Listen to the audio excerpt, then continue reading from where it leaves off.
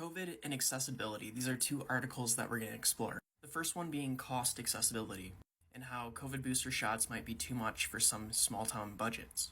So, as we all know by now, the COVID vaccine has shifted to the open market, the private market, and it's really expensive.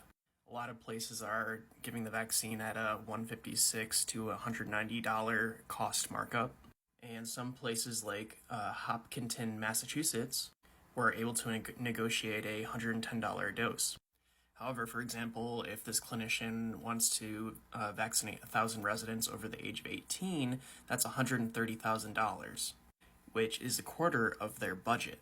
And because of this, the vaccination clinic is offering a limited supply of vaccines, where they're only targeting it to those in greatest need and risk. Because while most insurance companies do cover the COVID vaccine, it can take 6 to 12 months or longer to get reimbursed.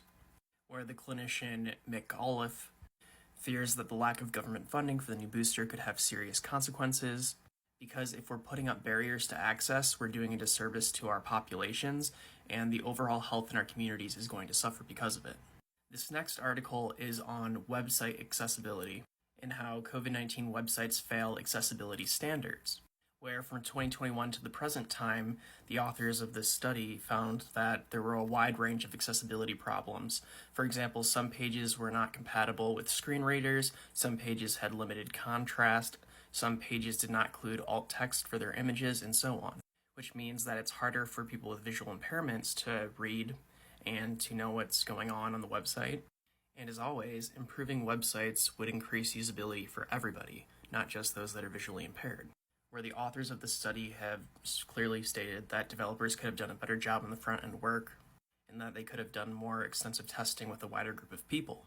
That way, if one of our users find out, oh, well, I can't sign up for my COVID vaccine, later on you don't have real-world implications where somebody is actually not able to sign up for the COVID vaccine. You've caught it.